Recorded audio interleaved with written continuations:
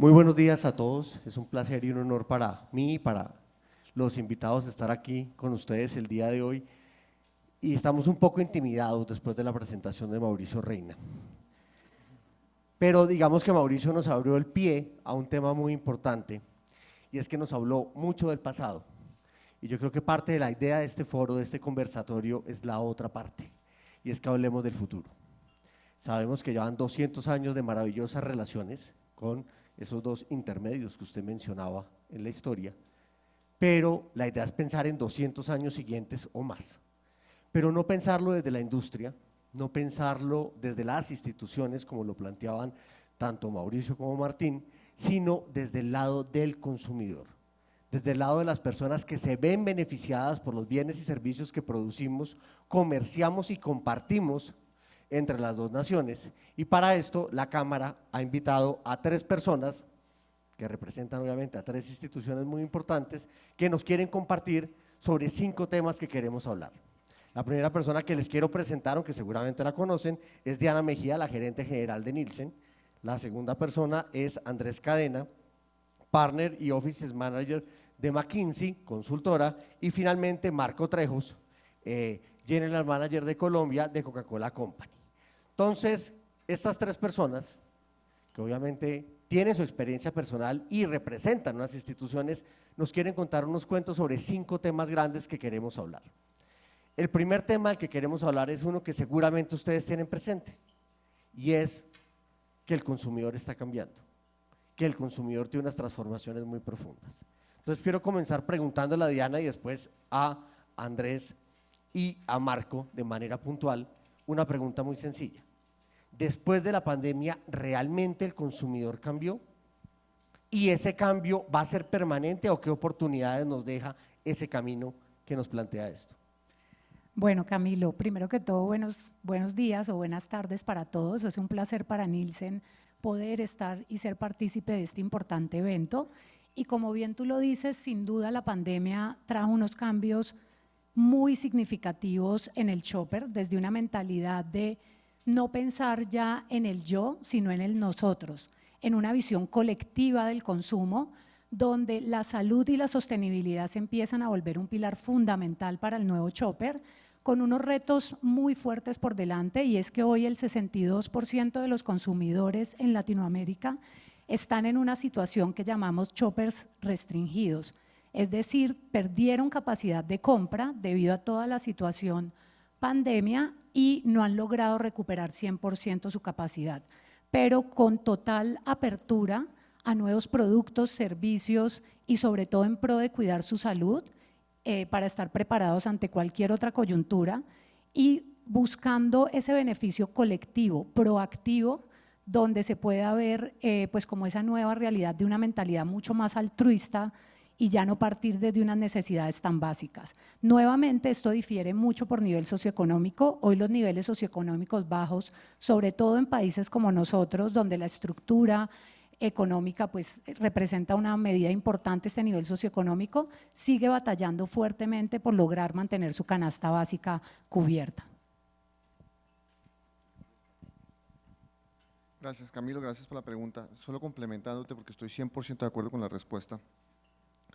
El consumidor se ha cambiado su actitud, ha cambiado digamos que su disponibilidad a la compra electrónica particularmente, pero cambia mucho por categoría, depende mucho de la categoría.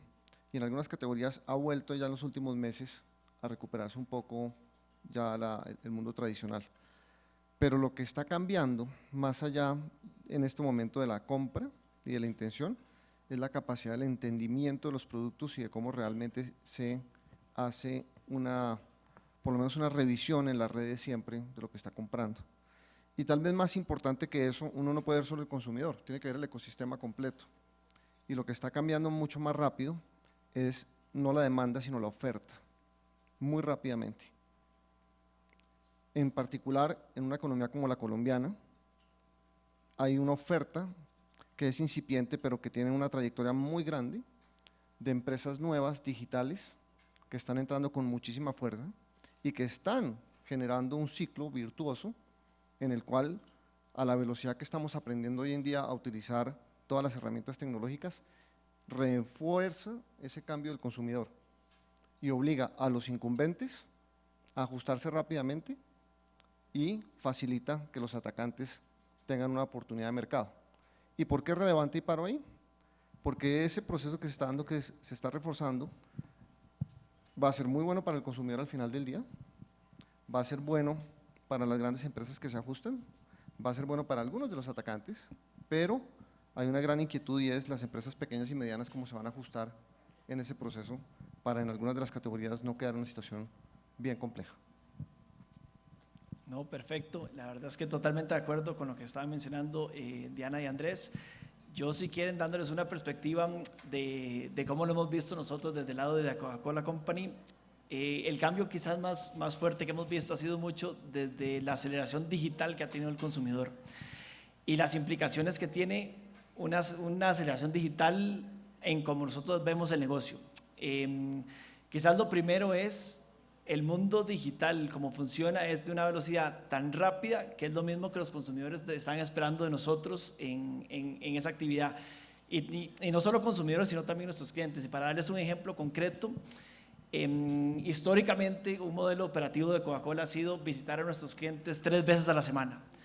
Hoy por hoy ellos están tan ansiosos que esperan más interacción con nosotros, ¿verdad? Entonces ese mundo digital esperan estar a través de WhatsApp, a través de nuestras páginas y redes sociales, poder conectar con nosotros y poder tener pedidos muchísimo más dinámicos para que ellos se sientan cómodos de que siempre están con oferta que necesitan entregar a sus clientes y demás. Entonces, sin duda alguna, la velocidad de cómo ejecutamos es fundamental, tanto con los consumidores como con nuestros clientes. Y lo otro del mundo digital es cómo interactuamos nosotros directo con nuestros clientes. Sin duda alguna, el mundo está cambiando hacia la parte digital. Y quizás aquí irme un poquito más filosófico, no sé si todos han escuchado hablar de todo lo que es Phygital y el metaverso. La parte Phygital, ¿verdad? Que es cómo se une la parte física con la parte digital. Es lo que los consumidores están esperando hoy por hoy para poder interactuar con nosotros en el día a día. Y eso lo podemos ver desde cosas muy sencillas como llegar a un supermercado y que esté nuestra exhibición de productos con un código QR, a donde ese código QR les dé algún tipo de información que puede ir desde información nutricional del producto, campañas de publicidad o a información de sostenibilidad que está haciendo la compañía. Entonces realmente estamos buscando mucho esa integración de cómo lograr conectar todo el tiempo con el consumidor de manera muy rápida y apalancando toda la estructura digital, que es lo que honestamente creo que el consumidor más aceleró en estos últimos 2 años de pandemia. Marcos, siguiendo en línea lo que tú planteas y lo que decía Andrés y lo que nos contaba Diana, ese cambio que estamos viendo en el consumidor, que hoy por hoy podemos comprar bebidas sabor a pixel en el metaverso de manera clara, porque ya existe la bebida y el sabor, nos lleva como a otro punto sobre el cambio del consumidor. El consumidor, ante todo lo que le ha pasado, se volvió muy sensible y claramente más educado y inevitablemente más exigente. Y ese nivel de exigencia nos lleva al tema de sostenibilidad. Lo decía Mauricio, lo decía Martín, lo decía el señor embajador, lo decía Alejandro Santos ahorita, cómo el tema de sostenibilidad, el tema de medio ambiente se convirtió en un tema fundamental. Y esto obviamente es difícil llevarlo al mundo digital, esto es difícil llevarlo al mundo del metaverso, a este futuro de consumo que hoy lo sentimos como lejano, pues las redes sociales las sentíamos lejanas hace 30 años, hoy son comunes de todos en el bolsillo, sabemos que esto va a llegar y va a pasar. ¿Cómo han visto ustedes el rol de Coca-Cola Company en este cambio que se está dando de educar al consumidor y a las sociedades ante la sensibilidad ambiental que cada vez necesitamos más? Ok, perfecto. No, a ver, el propósito grande que tiene Coca-Cola siempre ha sido refrescar el mundo y hacer la diferencia. Yo tengo 12 años trabajando para la compañía y les puedo decir que en esos 12 años hay un cambio gigantesco dentro de los mismos asociados de la empresa, de los, digamos, altos ejecutivos de la empresa y cómo lo vemos también en los consumidores y en nuestros clientes todo el día sobre el cambio de la sostenibilidad y la exigencia que nos están dando al día a día. En estos 12 años, como les comentaba, realmente hoy por hoy es una pasión de nosotros que sostenibilidad esté presente en todo lo que hacemos y que seamos unos pioneros en agenda de sostenibilidad. Yo creo que es el trabajo de las empresas educar al consumidor y liderar esa agenda con todos los clientes y consumidores para entender realmente el impacto que tenemos cuando hacemos planes que sí son sostenibles en el tiempo. Nosotros desde Coca-Cola tenemos un plan que le llamamos El Mundo Sin Residuos, que se enfoca en mantener toda la economía circular, ¿verdad? Que nuestros empaques todos sean sostenibles, que sean reciclables y que los podamos convertir eso en botellas nuevas nuestras, o en fibras para hacer ropa, o en fibras para hacer materiales para sillas o canastas, ese tipo de cosas, ¿verdad?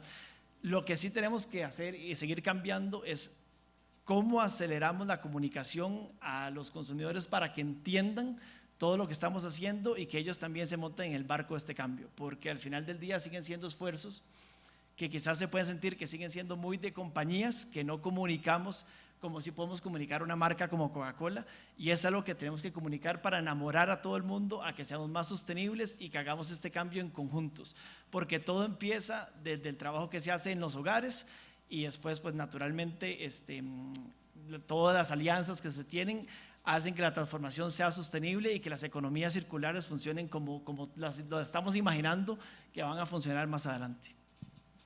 Andrés, en ese mismo sentido, del caso Coca-Cola, ¿las empresas en Colombia están en ese mismo juego?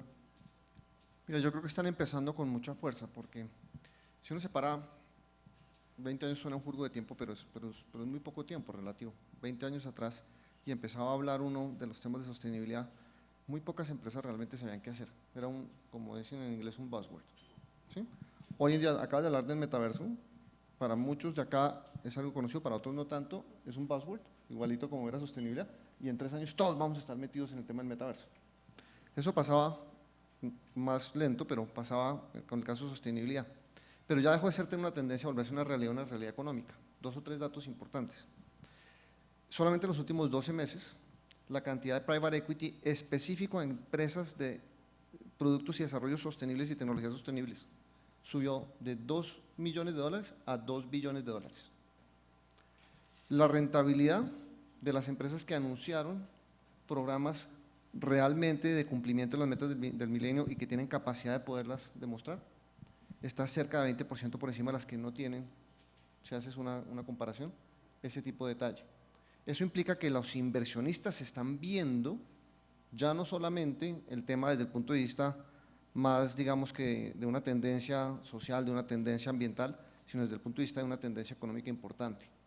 Nosotros hicimos un ejercicio, todo el mundo está anunciando el net cero y la importancia de lograr hacer el net cero y realmente recuperar a través de todo tipo de mercados las emisiones que hemos, no solamente las que hacemos en el año o las que hacemos en el día a día, sino recuperar las que históricamente hemos emitido como empresas. Esos compromisos que han empezado a aparecer de muchas empresas, una de ellas nosotros, pero que Coca-Cola, algunas otras también, ya han venido hablando de comprometerse con los net ceros. Si cumpliéramos las metas que ya se anunciaron de net cero, habría que hacer una inversión en los próximos años de 10 trillones en tecnologías nuevas para poder cumplir con esas metas. Eso te dice el tamaño del mercado que se viene alrededor de desarrollo sostenible. Y la pregunta central para mí es, si eso es una realidad o va a ser una realidad y es un tamaño de semejante envergadura, ¿cómo vamos a participar nosotros de ese tamaño? Como Colombia, las empresas colombianas, ¿qué tipo de metas se pueden poner? ¿Cómo van realmente a adaptar esas tecnologías? Porque no todas se van a desarrollar, van a ser adaptación de tecnologías. ¿Y quién está en capacidad de hacerlo y quién no? Y vuelvo a mi punto, las grandes con seguridad. No hay una empresa colombiana grande que no tenga en este momento un plan, ¿sí? Y cojamos la más grande de todas, Ecopetrol tiene uno de los mejores planes que hay en este momento en América Latina. Es el caso, de ejemplo, el WEF para América Latina. Pero baja, y apenas bajemos de ahí, la gran pregunta es, bueno, ¿cómo las empresas medianas y pequeñas colombianas pueden no tomar esto como un riesgo económico, que les pongan ahora una cantidad de regulación que sencillamente acelere, o ni siquiera acelere, pero nos mantengan el esquema de informalidad porque se generan ahora una cantidad de reglas adicionales que no puedo cumplir, sino que se vea al revés y cómo a través de esta nueva tendencia que va a venir acompañada de mucha regulación, facilitamos para que esas oportunidades puedan llegar acá. Y ahí tiene mucho que ver con el desarrollo de los ecosistemas digitales a través de los cuales pueden participar y realmente unirse para tener acceso a estas tecnologías. Y dejo una última reflexión. ¿Cuál es el rol de esta conversación aquí, en ese tema? Porque esta es una conversación alrededor del Bicentenario con los Estados Unidos. Y la mayoría de estas tecnologías han sido desarrolladas en los Estados Unidos. Y Estados Unidos o empresas americanas están a la vanguardia de mucho de lo que se está discutiendo empresa por empresa, sector por sector. ¿Cómo aprovechamos el marco del Bicentenario para posicionar a Colombia de una forma diferente como un socio estratégico, no solamente para la protección del medio ambiente, no solamente para cumplir con el 80-20, que es obvio que son Chiribiquete y similares, que es realmente la protección del Amazonas y de los parques, sino para traer la tecnología a través de una alianza con los Estados Unidos en este momento, para que esa innovación se dé aquí y seamos nosotros un pilar fundamental de desarrollo sostenible en el norte de América Latina, que favorezca a Colombia de una forma diferencial, a través de inversión diferencial y de un mecanismo que ayude a las empresas por igual, no solamente las más grandes. Ahí te quiero mencionar un par de cosas. Uno, hablas de las pequeñas y medianas empresas, ahorita nos metemos en ese tema con cuidado y con el tema de objetivos del milenio. Pero quiero coger lo que tú planteas de ese gran negocio, porque ese gran negocio no existe sin consumidor. O sea, tú lo hablas desde producto, tú lo planteas desde estrategias de negocio, pero Diana hasta que nos cuenta el cuento de, esperen que el consumidor fue el que les armó el relajo y lo que se viene es más complicado, por favor. No, totalmente de acuerdo con Andrés, de esta es una oportunidad muy grande y sobre todo en esta unión Estados Unidos y Colombia casi estamos viendo en Estados Unidos todos los productos en empaques biodegradables, veganos, con todo el concepto de no maltrato animal, sostenibles, que están teniendo crecimientos de doble dígito.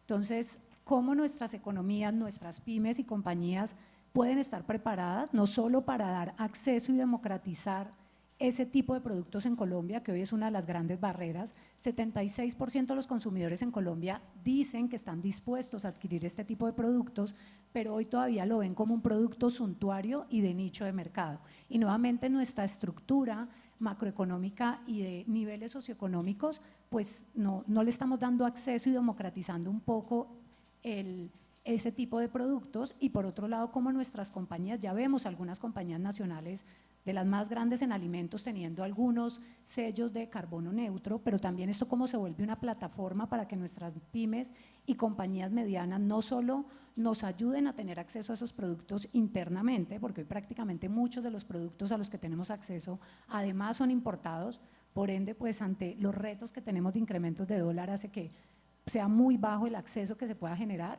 y que nuestras compañías también puedan verse beneficiadas, no solo del consumo local, sino de este puente de comercio por medio de desarrollar estos productos que están siendo hoy muy apetecidos para mercados como el norteamericano.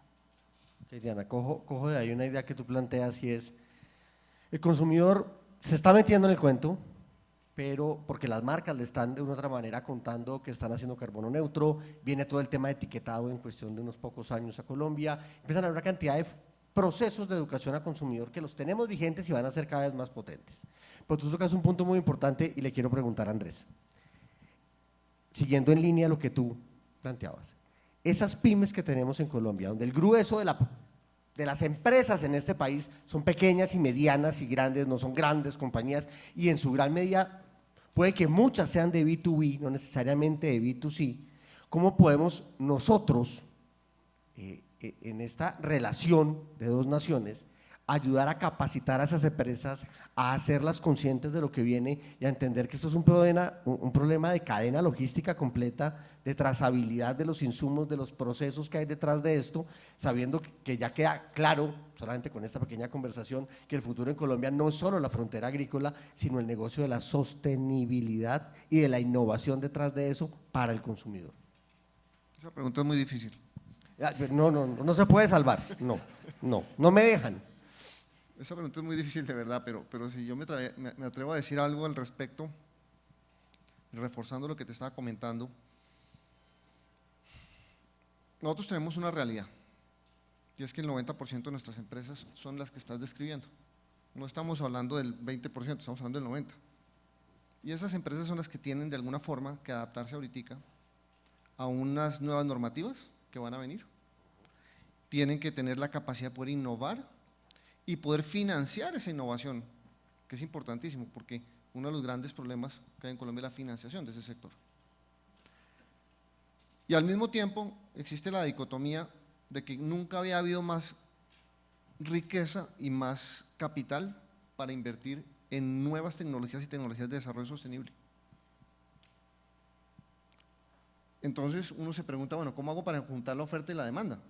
Si es cierto que hay tanta plata, si es cierto que están creando unos mercados de carbono y una cantidad de mercados increíbles en el mundo, ¿cómo logramos capturar parte de eso? Y más difícil todavía, ¿cómo logramos que se capture no necesariamente en quien tiene el gran macrocultivo o el que tiene la capacidad de hacer el offset? ¿Sí? Nuevamente un Ecopetrol o cualquier jugador que haga una reconversión energética por el estilo, sino que lo haga la panadería de la esquina. Y que en ese proceso no le suba su costo Colombia, sino le baje. Que si le sube, lo que va a hacer es o no la adopta o se va a ir por la informalidad para evitar una subida de costo Colombia. Y ahí yo no tengo la respuesta. Yo creo que es una oportunidad increíble de repensar muchísimo cómo algunas de las estructuras funcionan, así como se han repensado en algunas de las categorías. Nosotros, voy a poner un ejemplo que no es apropiado, pero no necesariamente es el mismo, y es, si nosotros pensamos hace 20 años donde se compraba un televisor, se compraba en San Andresito. Y hoy en día a nadie se le ocurre a San Andresito comprar un televisor. Toda la estructura de ese sector particular de línea blanca cambió. No solamente se formalizó, sino que se volvió un negocio rentable para muchas personas y cambió por completo la forma en que el consumidor se aproximaba a la categoría. Yo creo que va a pasar algo por el estilo, y en este en particular, y ahí como te van a pasar la palabra, te la voto, ¿sí? Si uno mira, por ejemplo, en la China lo que está pasando con la categoría de alimentos y bebidas, con todo lo que son las grandes tiendas, allá, si acá tenemos cientos de miles de tiendas, allá tienen millones de tienditas. Y se está generando a través de la tecnología digital la posibilidad de llegarles a todas esas tiendas con una cantidad de tecnología que antes no se podía porque solas no podían llegar. Entonces algunos jugadores han logrado llegar allá, en particular Alibaba. No el único. Coca-Cola lo está tratando de hacer, Pepsi lo está tratando de hacer, Bavaria lo está tratando de hacer, 30 lo está tratando de hacer, Frubana lo está tratando de hacer, Merkeo lo está tratando de hacer. Hay una cantidad de plataformas de incumbentes o de jugadores que en este momento tienen una posibilidad de cambiar las reglas de juego de cómo se interactúa con esa cantidad de pequeñas empresas. Pero puede volverse un intermediario que sencillamente los exprime un poquito, perdón por ser tan transparente, o puede convertirse en un mecanismo realmente para generar allá una productividad que no tienen y una innovación a la cual no tendrían acceso. Y ese proceso les puede ayudar a ellos a pensar, y nosotros tenemos que evidenciar eso, cómo apropiamos esas tecnologías, que son las tecnologías de desarrollo sostenible, y cómo las financiamos a través de las nuevas plataformas y ecosistemas que se están creando. Una idea diferente. Y es aprovecharía la vanguardia, leapfrogging el proceso. Y ahí Estados Unidos nos lleva muchos años. Entonces, ¿cómo aprovechamos eso? ¿Cómo multiplicamos el venture capital que ha llegado? Que ha sido increíble, pero ¿cómo lo multiplicamos no por 2 o por 3, por 10? ¿Qué necesitamos hacer para que llegue no solamente a quienes tienen los contactos con los 4 fondos, sino a mucha gente que necesita ese capital para poder avanzar rápidamente y aprovechar la oportunidad en ese momento? Siguiendo en esa misma línea, y ya que le botaste la pelota a Marco, uno tiene claridad que el futuro puede que ya haya pasado, sobre todo si es en otro país. Muchas de las cosas que necesita hoy Colombia ya las tiene Estados Unidos, o ya las hizo Coca-Cola en alguna parte del mundo.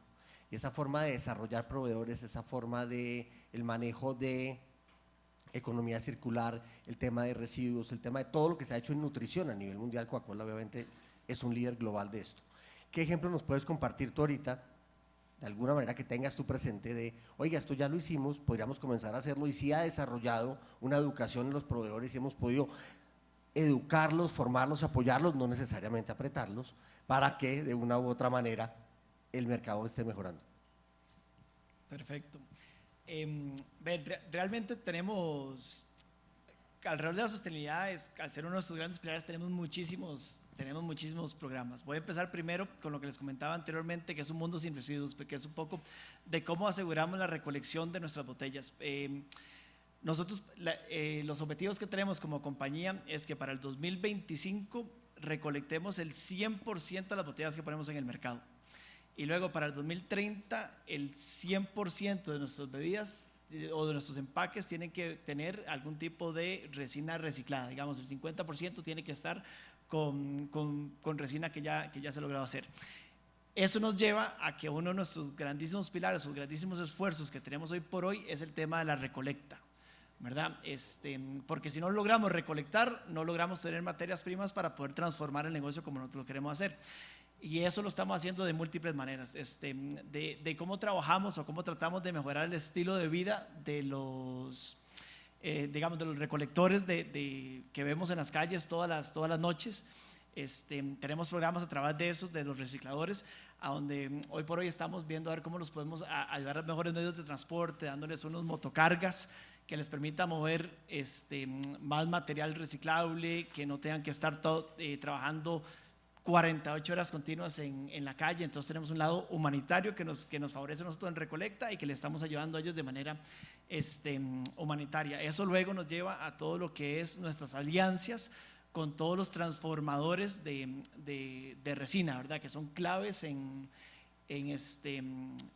poder hacer un negocio sostenible. Estos transformadores, digamos, han venido desarrollando y creciendo su negocio de manera significativa. O sea, realmente lo que ha pasado en los últimos 5 años en cantidad de toneladas que se reciclan en Colombia es masivo, ¿verdad? Y eso me lleva un poco, digamos, hacia el lado de las pymes. El trabajo duro ya se ha empezado, ¿verdad? Ya las empresas más grandes han ido montando el negocio, han ido haciendo un mundo más sostenible.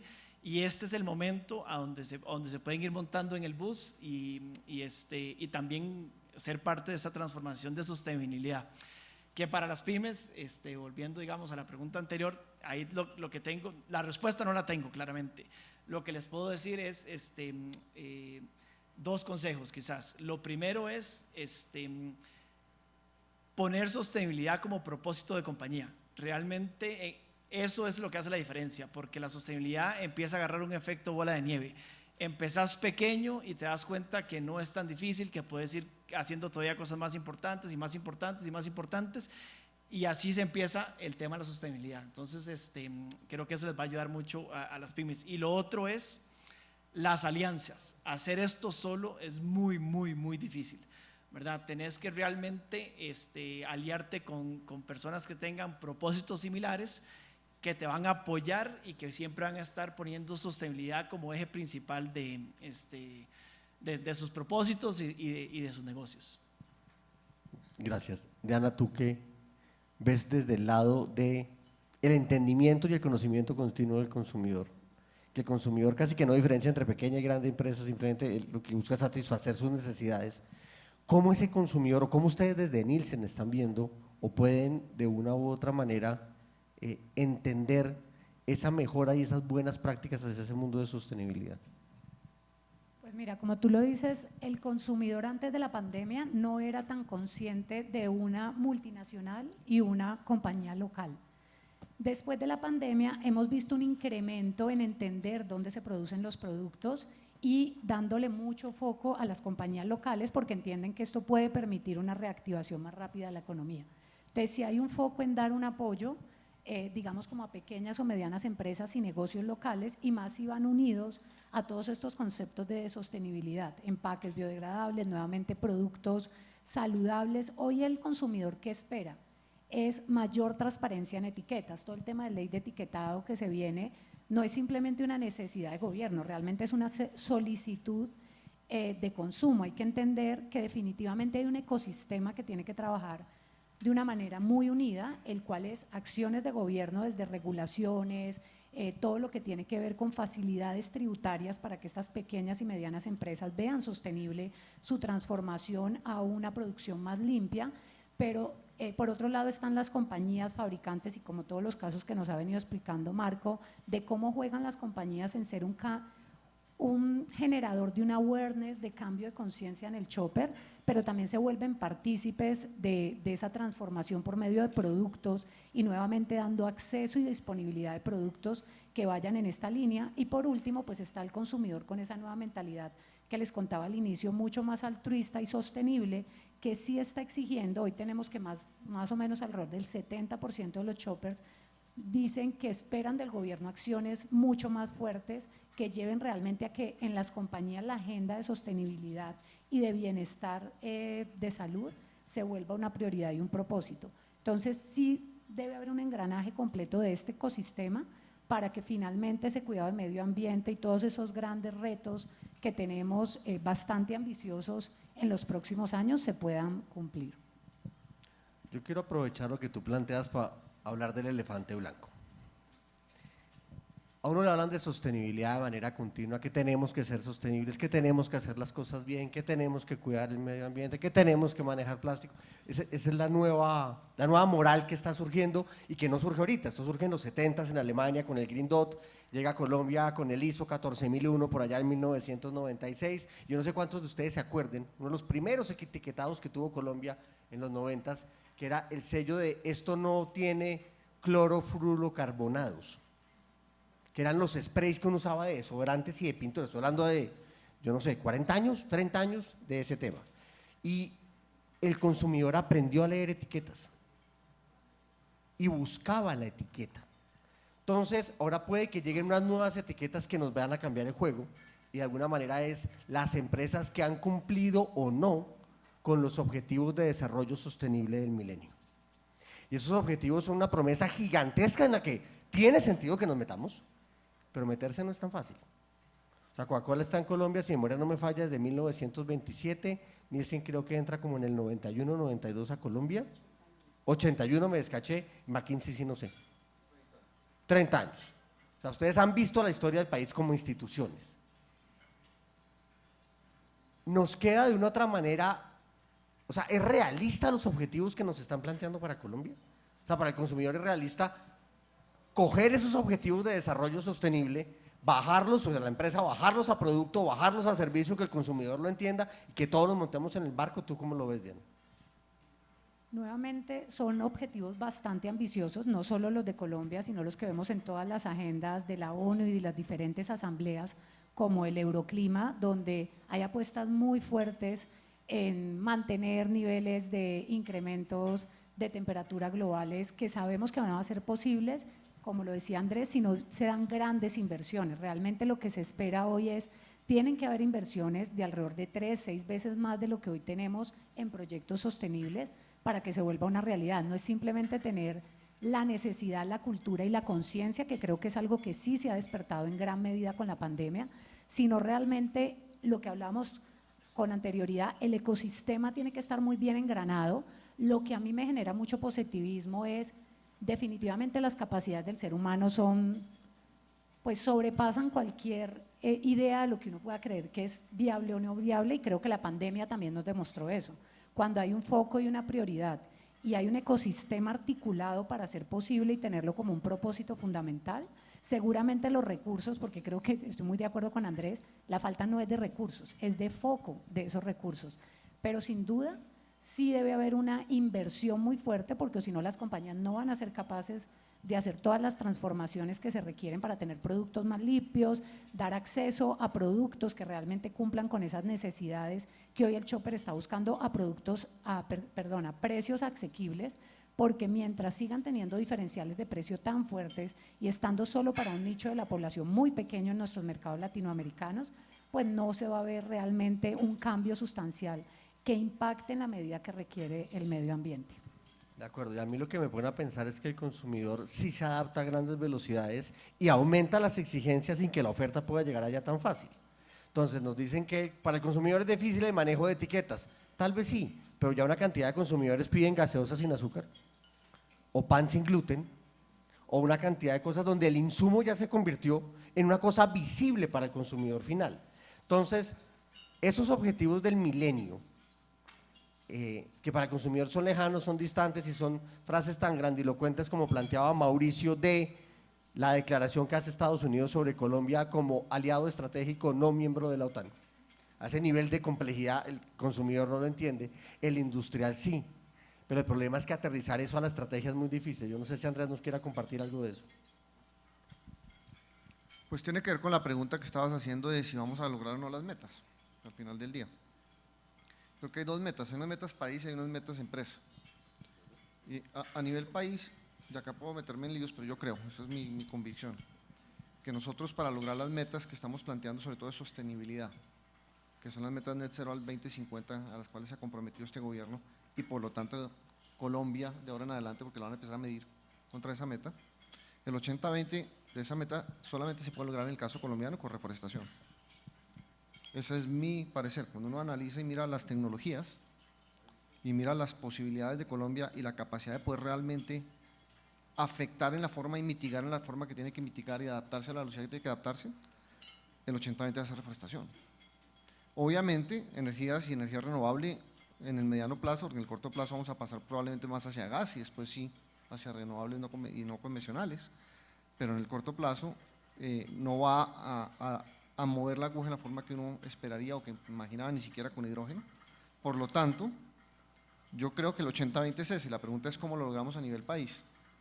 Y para mí sería una frustración que nosotros con la oferta que tenemos de biodiversidad y con el Amazonas, la posición geoglobal que jugamos por donde estamos ubicados, no seamos capaces de generar un mercado financiero, teniendo aliados como Chile, teniendo aliados como los noruegos que estuvieron muy metidos en el proceso de paz, teniendo aliados a los Estados Unidos, para que en los próximos 10 años eso se vuelva una realidad. Yo creo que es una falla como colombianos que no podemos tolerarlo, porque es ejecución. Ya sabemos qué hay que hacer, hay que estructurar los fondos, estructurar el mercado, avanzar con la ley que están tratando de pasar en el Congreso, hacer la siguiente en el otro gobierno para poder complementarla con la financiación y cumplir ahí el 80-20 de esa meta. Seguir avanzando en las energías sostenibles y pasar a la siguiente parte, bueno, ¿y ahora qué hacemos con la industria? ¿Y ahora qué hacemos con el consumidor? Particularmente qué hacemos en la agricultura y en la ganadería. Pero ahí nuevamente las tecnologías, yo les comentaba de los 10 trillones que se van a gastar en los próximos años.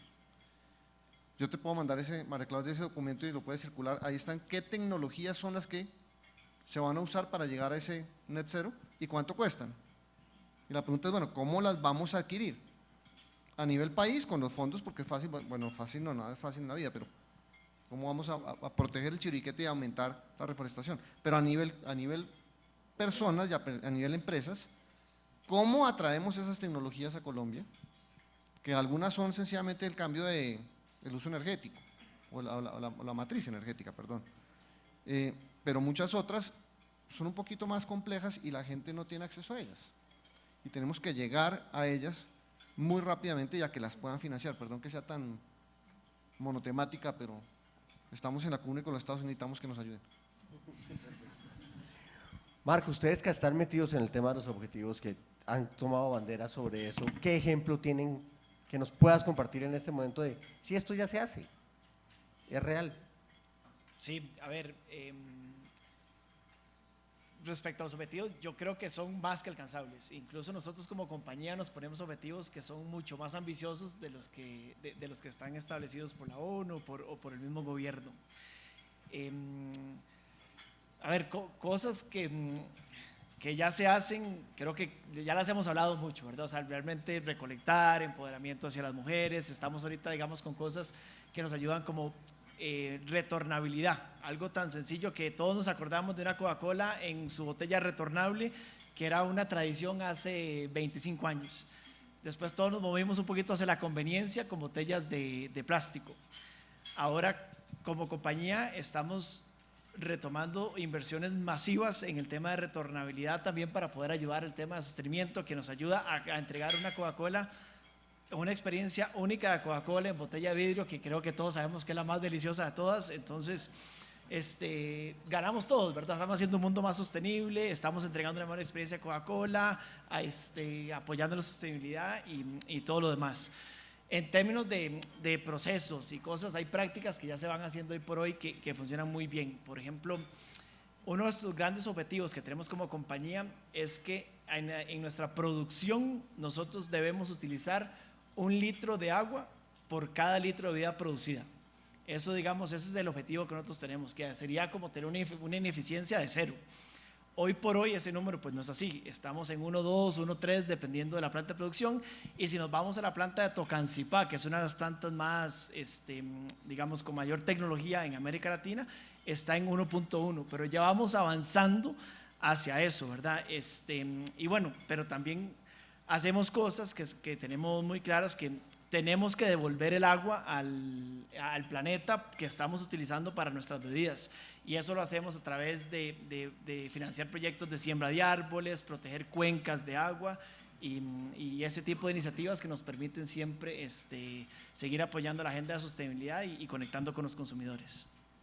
Claramente, de una u otra manera, los próximos 2 siglos de relaciones entre los países, entre todo lo que van a estar marcados, va a estar también en sostenibilidad e inevitablemente en innovación y financiación de esa innovación, en educación de mercados, educación de consumidores, formación de proveedores. O sea, el reto que se nos viene es gigante y, como lo planteaba Andrés, el negocio que se nos viene también es muy interesante si lo sabemos manejar. Nos quedan 4 minutos. Entonces les quería preguntar a cada uno de ellos que en 1 minuto nos dejen un mensaje final de cómo se imaginan esa relación de ese mundo sostenible, de esa innovación, de ese consumidor en los próximos años y en lo posible, yo sé que es difícil e improvisado, ¿cómo puede Estados Unidos y Colombia meterse en ese cuento? ¿Quién quiere comenzar? Bueno, si quieren, Dale, dale. A ver, para mí lo más importante de la sostenibilidad es entender que la sostenibilidad es de todos, no es responsabilidad de una empresa o de otra empresa. Realmente, para que la sostenibilidad funcione, tenemos que entrar todos en el barco de la sostenibilidad. Y eso va desde, digamos, desde cómo recolectamos en nuestro hogar y logramos separar o no separar incluso nuestras basuras.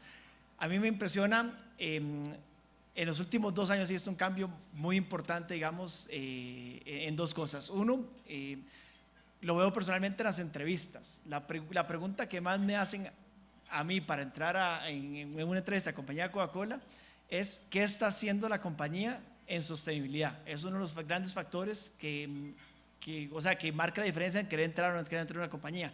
Y también lo veo cada vez que hay una asamblea de accionistas desde hace 2 años, más del 50% de las preguntas son sobre qué va a hacer la compañía para acelerar la sostenibilidad, y no nos preguntan sobre qué planes van a hacer o no van a hacer, sino es cómo vamos a acelerar la sostenibilidad. Pero bueno, mis 2 centavos es la sostenibilidad de todos.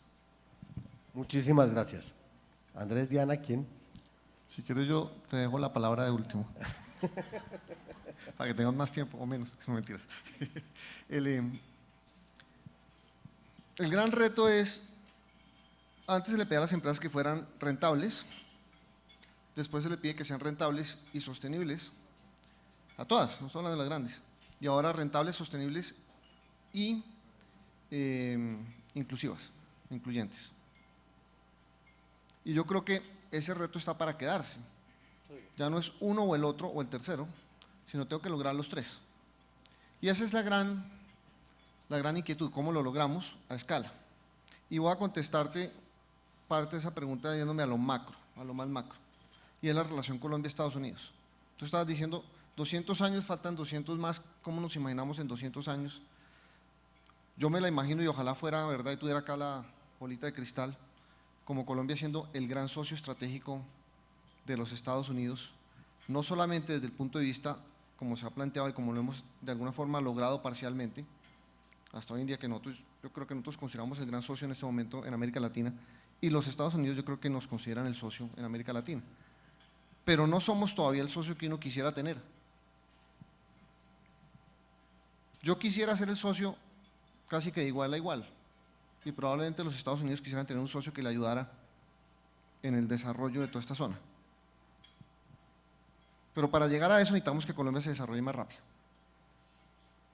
porque a la velocidad que vamos en 200 años de pronto, pero en 100 no, y a mí me gustaría que fuera en 5 o en 10 o en 15. Pero para llegar allá tienes que crecer al por lo menos el 5 o 6% sostenido. Y un rule of thumb que dice Luis Alberto Moreno, con razón o sin razón no lo sé, es que básicamente necesitamos tener una inversión sostenida de 30% del PIB. Y como estamos un poquito por debajo del 20 o alrededor del 20, significan 10 puntos. A un PIB de 300 son 30 billones todos los años de inversión adicional, que es inversión extranjera, ojalá mucha americana, e inversión local de las empresas grandes, medianas y pequeñas colombianas en Colombia porque le creen a Colombia. Entonces, para poder llegar a tener ese sueño de ser sostenibles, de ser rentables, de ser incluyentes y al mismo tiempo de cumplir ese papel fundamental de ser el socio que ayuda a sostener esta región, a mantener la democracia,